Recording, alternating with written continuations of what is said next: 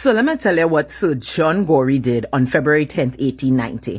Homeboy was essentially like, okay, I am going to start defending the defenseless. I'm going to start giving rights to people who you all formerly did not believe had rights, okay?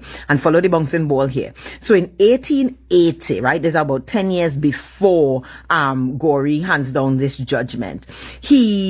What is essentially happening in Tobago is that the Gillespie brothers crash. Gillespie brothers were absentee landowners in Tobago. They were really absentee landowners all over the Caribbean, but they had about 3/4 of all the estates in Tobago, a good amount, probably half to about 3/4, and they crash, right? The West India Bank crashes with them, so they're in essence bankrupt, and there's all these estates lying around Tobago.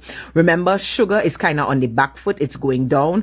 Britain starts allowing other types of sugar grown around Europe for cheaper coming into Britain, whereas before there was a strict Caribbean only policy on sugar, right? They would only allow Caribbean sugar, allow taxes and all of the incentives for Caribbean sugar to get in. So one of the things that you would say in the in mid 1800s and late 1700s to mid 1800s was rich like a Tobago planter, because we was churning it out, honey, right? So we're churning out all the sugar, but now everything is crashing. Everything is falling down around everything. So you have all these unused plantations left over. So a lot of local Tobago plantocracy was like, ooh, we're going to pick these up for pennies on the dollar. Sugar is going to rise again. Ooh, let me pick up these plantations. But of course, that's not going to work. Why? You no longer have the free forced labor that you had, right? So slavery was abolished in 1834, and then the apprenticeship period, all of that had ended. So we're now looking at 1884. So they've decided that what they're going to bring in is the metayer system, right? This metayer system was around in France and in Europe for a long time.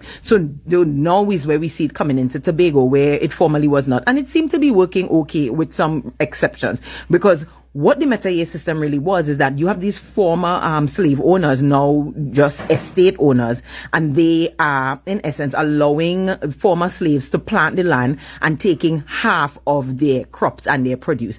In places in like Antigua, it was a third, right? A third of the crops. So they have to give over this to the landowner in lieu of paying rent, and in lieu of paying wages. This is how they are allowed to use this land to do the produce, right? Now there is a man, Dr. R.B. Anderson. I don't know if you remember, he was the man who did let the woman die. He was the surgeon in Tobago. He is the one who let the pregnant woman die in childbirth because her family didn't have enough money to pay him. So he has Castara estate, and on his estate is a 73-year-old man working there who for 45 years has been the carpenter, like for part. If you haven't watched part 1, go ahead and watch part 1. So where we left off is that we have the metayer system introduced into Tobago, and we have this man, Dr. R.B. Anderson, who owns Castara estate, and he's one of the metayers on his estate, which is Joseph Frank, 73 years old, 45 years, been a carpenter and a laborer working on the estate. So he's getting wages as a carpenter, and he's also given half of his produce to Anderson when he produces, right? Anderson jumps up one day and is like, nah, I'm effectively giving you notice to quit, to get off my land, get off my property, right? So summarily basically dismisses him for no reason at all. Like there is no reason given. So he just lets him go. Okay, so Joseph Franks was like, I'ma sue you, right? Especially because Gorey be coming to court and allowing them to invoke their rights in court. So Mr. Franks, in essence, is like, I am going to bring you up in court. I'm going to sue you for damages.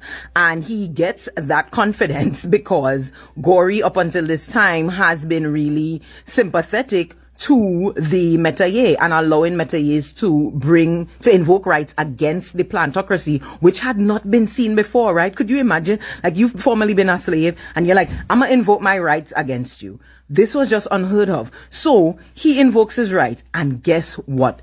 So John Gorey, Chief Justice, Trinidad and Tobago, first one ever, was like, yeah, Mr. Anderson, you don't have no leg to stand on here. You know why?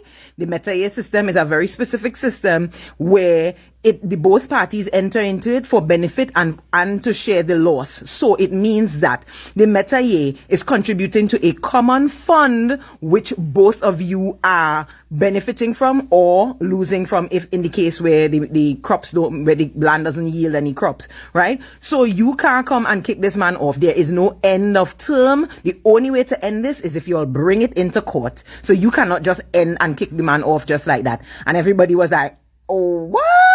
So the entire Tobago peasant farmers was like, yeah, Gory, tell them, let them know, right? While the Tobago plantocracy was like, how dare right? So they lobbied the governor and was like, you better stop Mr. Sir John Gory before we do, okay? You need to stop him because he's putting things into the minds of these people. These people were formerly slaves. Why you want to give them rights and all this kind of thing? He is putting Tobago on the brink of anarchy and revolution. How dare he? Right? And the governor was on their side. The governor too was trying to be like, sir, you're giving problems. You're giving problems, right? But he handed down that judgment on February 10th, 1890, right?